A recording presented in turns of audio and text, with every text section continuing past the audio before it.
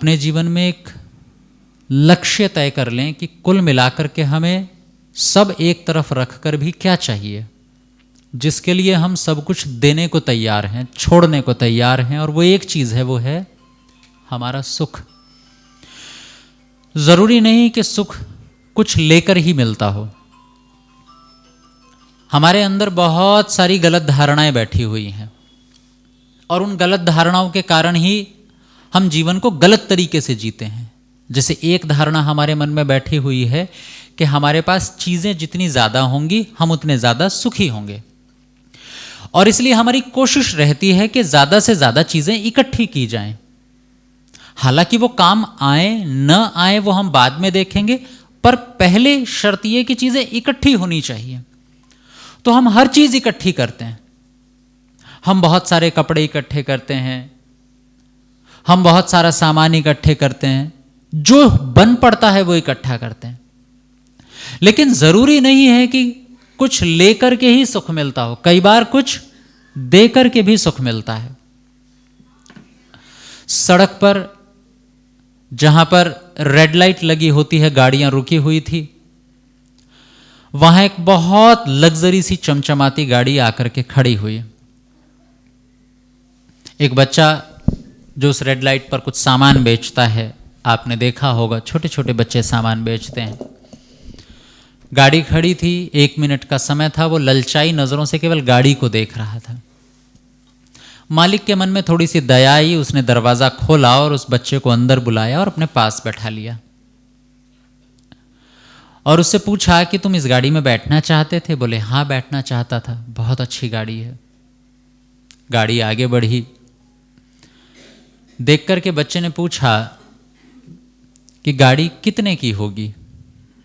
बोले बच्चे, तुम्हारे सोचने से बाहर है, आपको कैसे मिल गई? मुझे मेरे बड़े भाई ने अभी पिछले जन्मदिन पर मुझे भेंट दी है, उपहार में, गिफ्ट में दी है। बच्चा शांत हो गया, शांत होकर के थोड़ा उदास हो गया, रुआं सा मन हो गया, आंखें रोने सी लगी। मालिक ने पूछा, अब क्या सोच रहे हो? बोले सोच रहा हूं काश मैं भी आप लोगों की तरह ही होता। तो बोले क्या ये सोच रहे हो कि काश मुझे भी मेरा बड़ा भाई ये गाड़ी गिफ्ट में देता तो अच्छी लगता ना? बोले नहीं, ये नहीं सोच रहा हूं। मैं सोच रहा हूं कि क्या मैं भविष्य में कभी इतना संपन्न बन पाऊंगा कि मैं अपने छोटे भाई को इसी तरह से ये गाड़ी भेंट कर सकूं। सोच का अंतर है। जरूरी नहीं है कि हम कुछ पाकर ही सुखी हों, कई बार कुछ दे करके दूसरे को सुखी करके सुखी होते हैं। और इस बात को जो माताएं हैं वो ज्यादा अनुभव करती हैं। आपने देखा होगा, आपकी मां जब आपके लिए भोजन बनाती है, इतना वो भोजन बनाकर खुद खाकर सुखी नहीं होती जितना वो आपको खिलाते समय सुखी होती हैं।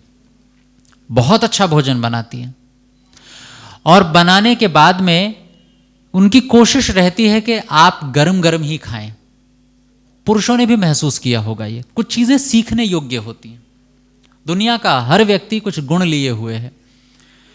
जब मां भोजन बनाती है तो बनाने के बाद गर्म रोटी आपकी थाली में परोसती है, आप खा रहे हैं उसको। आधी रोटी खाई कि एक और गर्मा गर्म रोटी थाली में आ गई।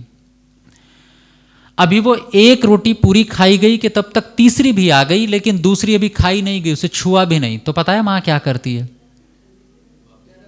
उसको उठाती है और गर्म रख करके चली जाती है। अच्छा, एक बात सोच करके देखिए, वो जो उठा करके ले गई हैं, जो थोड़ी ठंडी हो गई है, वो क्या कूड़े में जाएगी? क्या होगा उस रोटी का? वो रोटी खुद खाई जाएगी। और वो उसके बाद भी खुश है, वो प्रसन्न है इस बात से कि मैं जिसको भोजन खिला रही हूं, चाहे वो बेटा, बेटी, पति, भाई, कोई भी क्यों ना हो, बस वो खाते समय बहुत प्रसन्न है। और इसलिए उनका एक प्रयास और रहता है कि कोई कमी ना रह जाए।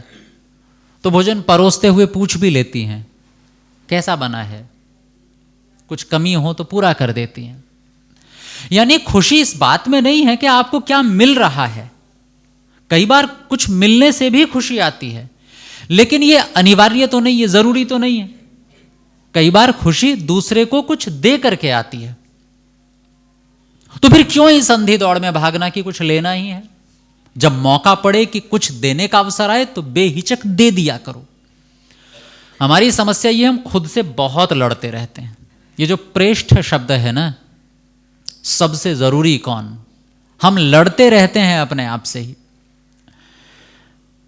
ईशोपनिषद का एक बहुत सुंदर सा मंत्र है, संभवतः तीसरा या चौथा मंत्र ही होगा, और वो मंत्र कहता है कि जो व्यक्ति अपने आप को मार देते हैं, अंधन तमः प्रविशन्ति, क्षमा कीजिए, ये के च आत्महनः जना, वो पंक्ति बड़ी सुंदर सी है, ये के च आत्महनः जना ततो भूयैव ते तमो,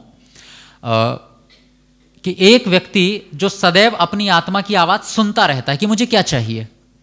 जैसे आपने महसूस किया होगा, कई बार आपको लगता है कि यहाँ रुक जाना चाहिए। आप सड़क से चलते हैं, कई बार जैसे मैं अपनी गाड़ी से चलता हूँ तो सड़क के किनारे कई बार ऐसी स्थिति होती है कि कोई जानवर अभी अभी टकराया है, बिल्कुल अभी अभी टक्कर लगी है। बहुत देखे होंगे आपने, सड़क के किनारे कोई जानवर पड़ा रहता है, ठीक है मृत्यु हो गई सो हो गई, लेकिन कई बार ऐसा होता है कि अभी दुर्घटना हुई है और वो छटपटा रहा है।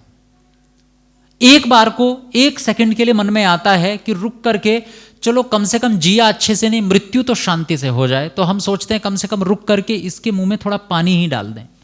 हम जानते हैं उससे कुछ नहीं होगा, या चलो रुक करके अगर जीवन बचाने की संभावना है तो कोई बगल में अगर शहर हो और उसमें हॉस्पिटल होते हैं, चलो वहां छोड़ आए, होते हैं बहुत सारे होते हैं, एनजीओ चलाते हैं। वो जो एक सेकंड के लिए विचार मन में आया वही है आत्मा की इच्छा, और फिर उसके बाद तुरंत हम आगे बढ़ जाते हैं कि चलो कोई बात नहीं है, तो रोज का काम है, होता रहता है। मतलब आपकी आत्मा ने क्या कहा, रुक जाना चाहिए, रुक जाना चाहिए, थोड़ी सहायता कर देनी चाहिए। होगा सफल नहीं होगा वो अलग बात है, पर मैं अपनी तरफ से जितना कर सकता हूं उतना करूं, पर हम आगे बढ़ जाते हैं। बस यही वो एक क्षण था जब मैंने अपनी आत्मा को मार दिया। वहां पर मैं कर सकता था, मैंने नहीं किया। और ये जो आत्मा को मारा है ना, ये मरी हुई आत्मा जीवन भर सालती रहेगी, सालती रहेगी। आपने महसूस किया, हमें कई बार आजकल बड़े होकर के गंदे सपने बहुत आते हैं, गंदे, डरावने, नकारात्मकता से भरे हुए। बचपन में नहीं आते इतने सपने, बचपन में तो बहुत मधुर सपने आते हैं, ऐसा लगता है जैसे आसमान में उड़ रहे हों।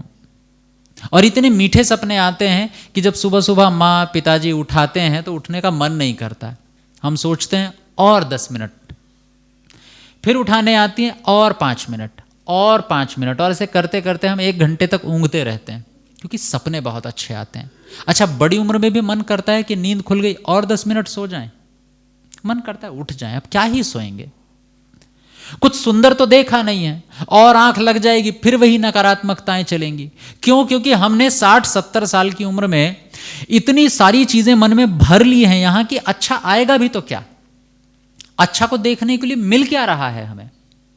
वही लड़ाई झगड़े, वैमनस्य, कटुता, ईर्ष्या, द्वेष, लोगों को छीनता झपटता देखते हैं। ऊपर से और बीमारियां घर में पनप गई हैं कि रात को सोने से पहले न्यूज और देख लेते हैं, रही सही कसर वहां पूरी हो जाती है।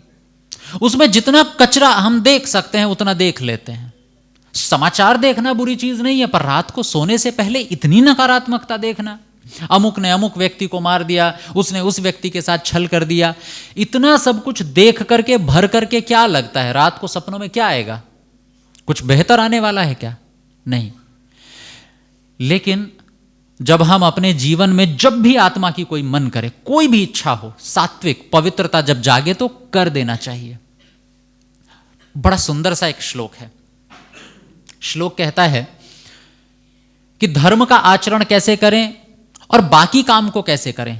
तो आपको शायद सुन करके उतना अच्छा न लगे। श्लोक है अजरा अमरवत प्राज्य। याद कर लीजिएगा, अगर आपको लगे कि याद किया जा सकता, लाइव चल रहा है, बाद में देख करके याद कर लीजिएगा। अजरा अमरवत प्राज्य विद्यामर्थम च चिंतयेत। 2 चीजें, विद्या यानी कि पढ़ाई, और दूसरा अर्थ, धन। इन दोनों को इकट्ठा कैसे करें, क्या मान करके, एटीट्यूड क्या होना चाहिए हमारा, हमारी तरीका क्या होना चाहिए कि कैसे पढ़ें और कैसे पैसा इकट्ठा करें, ये मान करके अजर अमर हैं हम।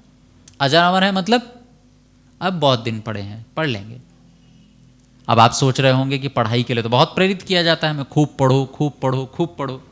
नहीं, तुलना किससे की जा रही है वो देखिएगा कि हम अजर हैं, अमर हैं, जीवन बहुत पढ़ा है, आराम से पढ़ लेंगे और आराम से धन कमा लेंगे, बहुत जल्दबाजी नहीं होनी चाहिए।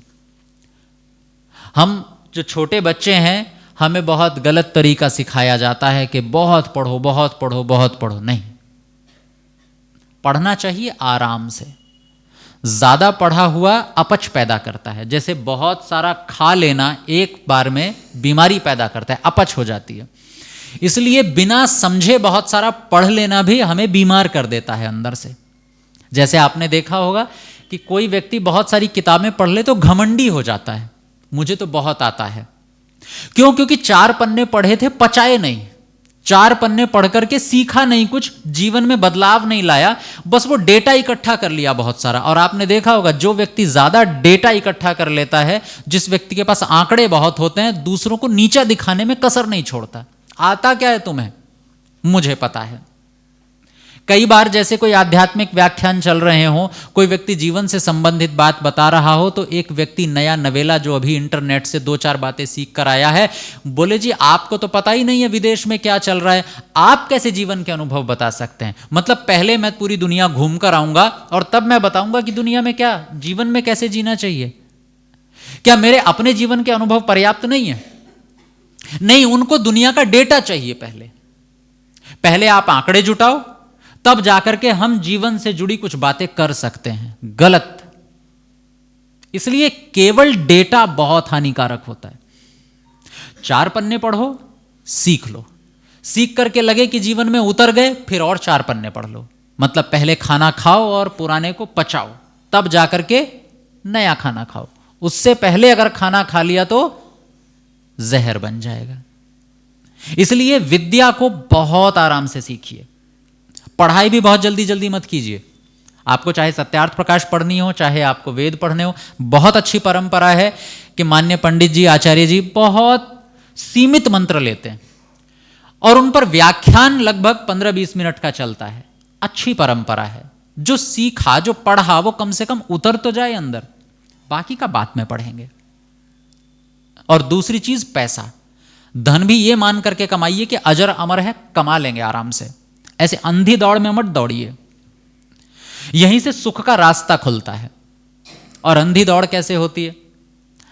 आप अभी अंधी दौड़ में छोटे बच्चे फंसे नहीं हो, फंसोगे, सब फंसोगे। सबके लिए पहले से पिंजरे तय हो चुके हैं।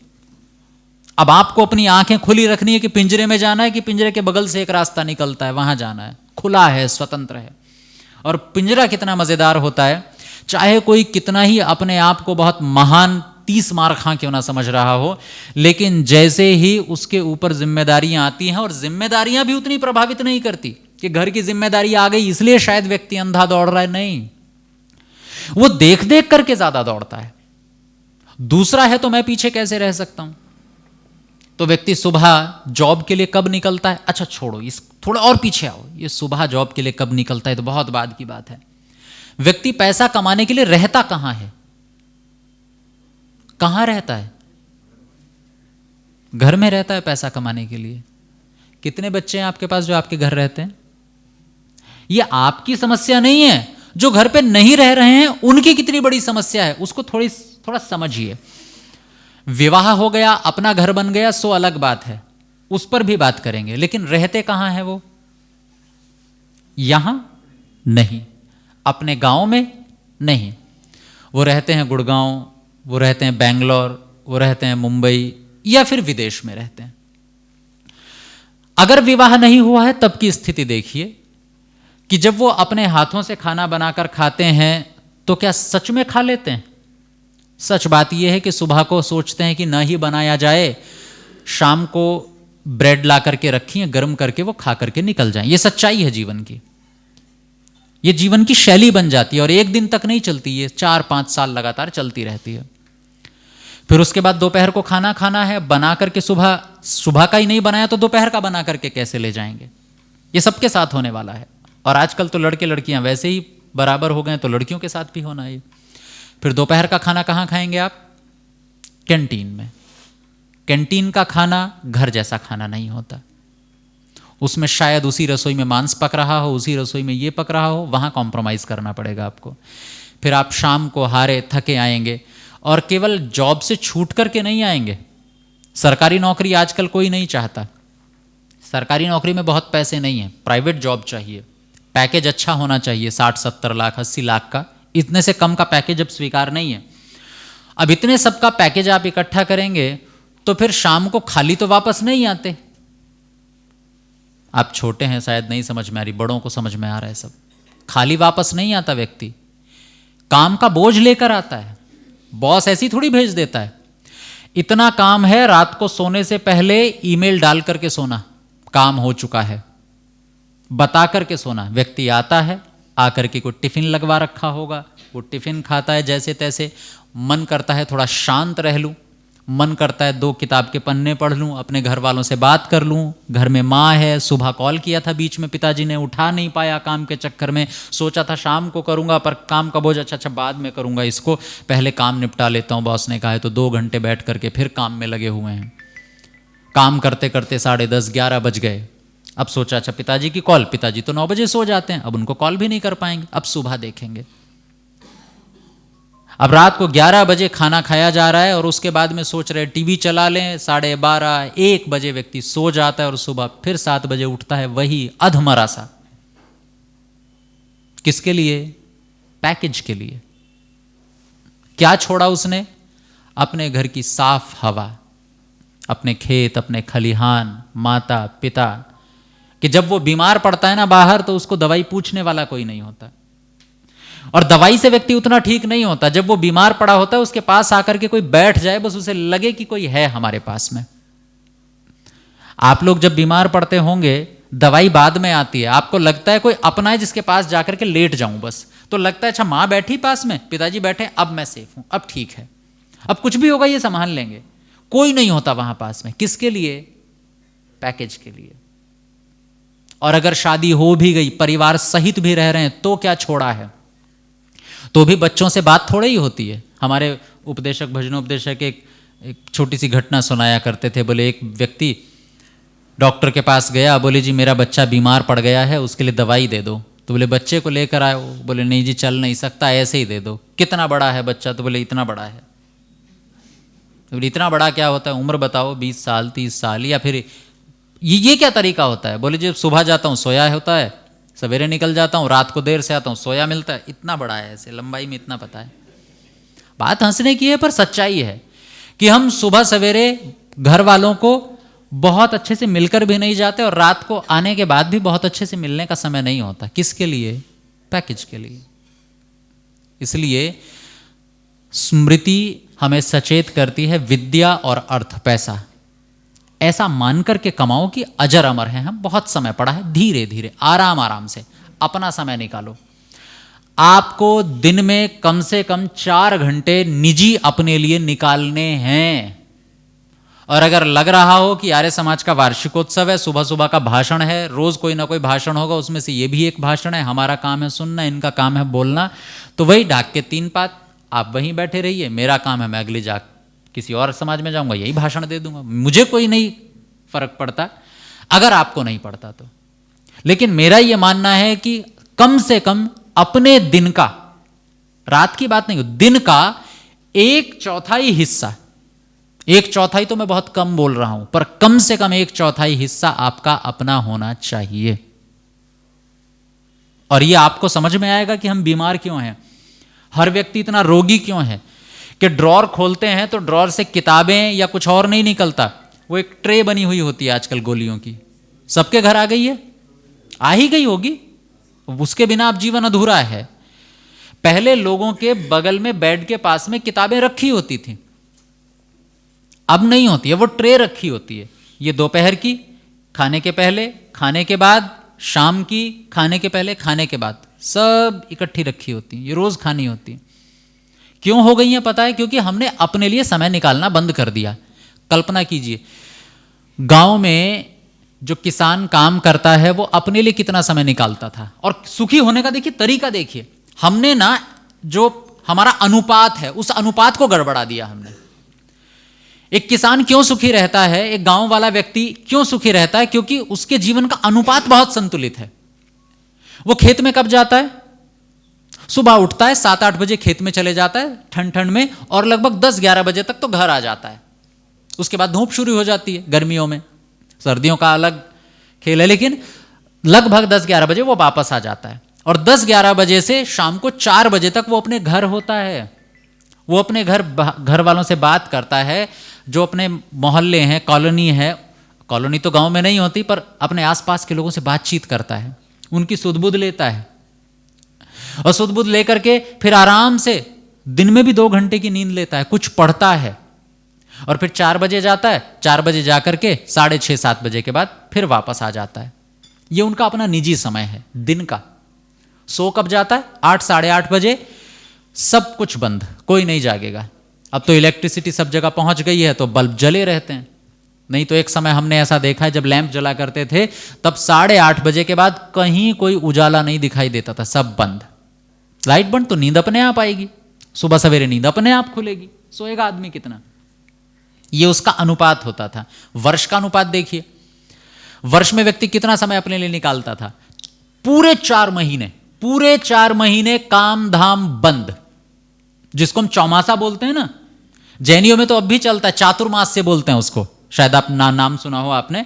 4 महीने के लिए जैनियों में अभी भी वो परंपरा बची हुई है। 4 महीने तक एक साधु आएंगे गांव में, शहर में आकर के उनके व्याख्यान होंगे। 4 महीने तक पूरा जैन समाज अपने मंदिर में जुटता है। आज भी परंपरा जीवित है। वो बरसात के 4 महीने, वो चौमासे, कोई काम धाम नहीं। तो काम क्या होगा? वेद पढ़ा जाएगा और कुछ नहीं करेंगे। सोचिए अपने लिए कितना समय दे रहा है व्यक्ति। हमने तो अनुपात ही बिगाड़ दिया है। हमने पूरा का पूरा समय केवल एक चीज के लिए लगा दिया है, और वो है धन। बुरी चीज नहीं है, बात करेंगे इस पर। हमारे पास और 6 दिन बाकी है अभी। धन बहुत जरूरी है, खूब जरूरी है, पर एक अनुपात तो होना चाहिए ना कम से कम। आप एक ही तरफा सब कुछ काम करते चलो तो सफल कैसे हो जाओगे? नहीं होंगे। इसलिए शास्त्र कहता है विद्या और अर्थ, ये दोनों ऐसे कमाओ कि भी बहुत समय पड़ा है, और अपने लिए समय निकालिए। कितना निकालें, क्या करें उस समय को, इस पर हम कल बात करेंगे। लेकिन धर्म कैसे करना चाहिए? धर्म मतलब अपने आत्मा की आवाज सुनना। जब आपको लगे कि ये करना चाहिए, आपको लगे कि मेरे कारण कोई दुखी हो गया है, आपको लगे कि मुझसे कोई गलती हो गई है, माफी मांगू कि नहीं मांगू? हृदय कहता है माफी मांग लूं, और दिमाग कहता है माफी मांग ली तो सर ना चढ़ जाएगा। ये नहीं, सामने वाले को खुद आने दो जरा।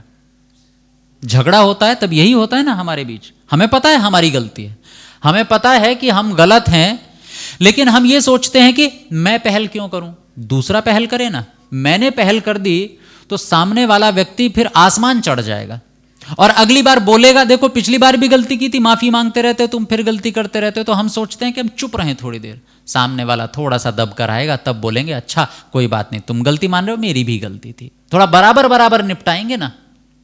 आपको लग रहा है आपकी गलती है, आगे बढ़ करके माफी मांगिए। यही धर्म है, ये आत्मा की आवाज है, ये आपको सुखी रखेगी। इसलिए जब भी आत्मा कुछ कहे उसे स्वीकार कर लीजिए। सुख यहीं से आगे बढ़ता है, ये सुख की चाबी है। तो जब आपको लगेगा ना जीवन में कि आप बड़े हो गए हैं, तो आप एक रेस में दौड़ेंगे। उस रेस से बचने का एक तरीका है, और वो रेस कितनी मज़ेदार है। हमारे पास अभी 5 मिनट है, बस वो रेस के बारे में बताकर उससे कैसे आप निकल सकते हैं वो अभी से सीख लेना तय है। जब आप थोड़ा सा बड़े होते हैं, 35-36 साल की उम्र होती है, तो उस समय कमाने का समय होता है। 25 से और लगभग 40 के आसपास तक का ये बीच का समय होता है जब हम खूब कमाते हैं, और उस समय मन में सपने चल रहे होते हैं कि एक समय आएगा हम अपना घर भी खरीदते हैं, इसीलिए अपने पसंद के घर में रहेंगे, एक गाड़ी खरीदते हैं। और आजकल नौजवानों में एक इच्छा और पैदा हो गई, खूब घूमेंगे, सामान डालेंगे पीछे गाड़ी में और खूब घूमा करेंगे। फिर सोचते हैं कि एक अच्छा घर बनाएंगे, घर के बाहर एक गार्डन सा होगा, और एक उम्र के बाद में बस यहाँ बैठ करके किताबें पढ़ा करेंगे, कुछ काम नहीं करना। 60-70 के बाद में कोई काम नहीं करना, खूब पैसे इकट्ठे करेंगे। पहले इतने पैसे इकट्ठे करेंगे कि सोचना ही ना पड़े, आराम से खाओ पियो, गाड़ी में सामान डालो और घूमते रहो, बस घूमते रहो, ये काम करेंगे। सपने देखे होंगे आप लोगों ने भी ऐसे कि पहले खूब कमाएंगे अंधाधुंध, और फिर ये वाला जीवन जिएंगे हम। पर सच्चाई पता है क्या है कि जब आपका वो समय आएगा घूमने वाला और आप सोचोगे अब बस 60-70 साल में बहुत पैसा कमा लिया, अब घूमेंगे, अब पता चला घुटने जवाब दे चुके हैं, खत्म। आपका मन कर रहा है कि आप घूमेंगे, दुनिया देखेंगे, दुनिया की चीजों को एक्सप्लोर करेंगे, पता चला कहीं गए खाना ही नहीं खा सकते कुछ। कमर ने जवाब दे दिया गाड़ी में बैठे बैठे पीछे, हड्डी खराब हो गई है, बैकबोन खराब हो गई है पूरी।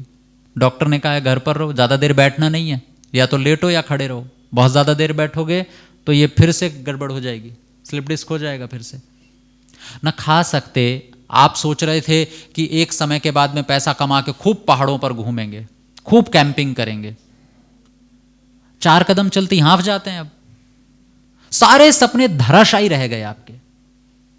आप सोच रहे थे कि किताब पढ़ा करेंगे बैठ करके, आंखों ने जवाब दे दिया, ना आंख काम कर रही है ना कान काम कर रहे हैं। यानी हमने ये सब दांव पर किसके लगाया? आपको लग रहा है कि नहीं ऐसा थोड़ी होगा, 60-70 साल में थोड़ी होता है। होता है। आप स्वस्थ हैं क्योंकि आपका बेस अच्छा था। आज जो हम खा रहे हैं, पी रहे हैं, जी रहे हैं, आपको क्या लग रहा है जो पानी आप पी रहे हैं वो शुद्ध है? कितना माइक्रोप्लास्टिक मिला हुआ है उसमें, कैसे सुरक्षित रहेंगे?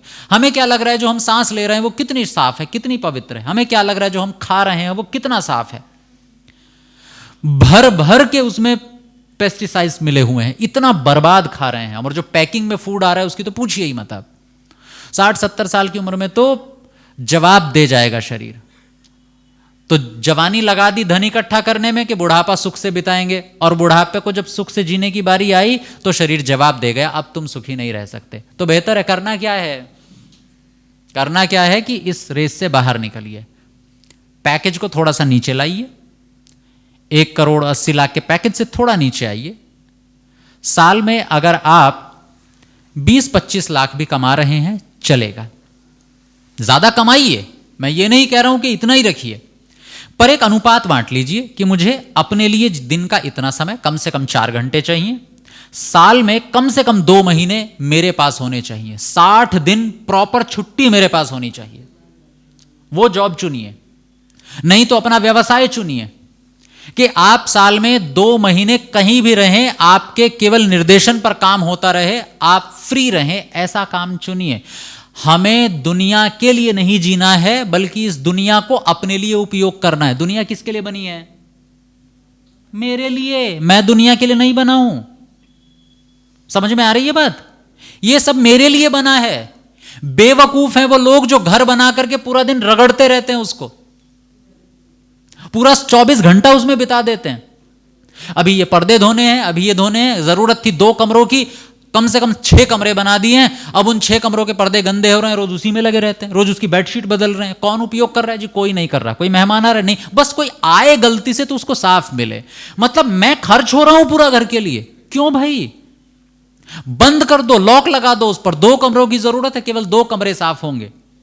ये मेरे लिए है, मैं इनके लिए नहीं हूं। गणित तो क्लियर करो कम से कम सब अपना।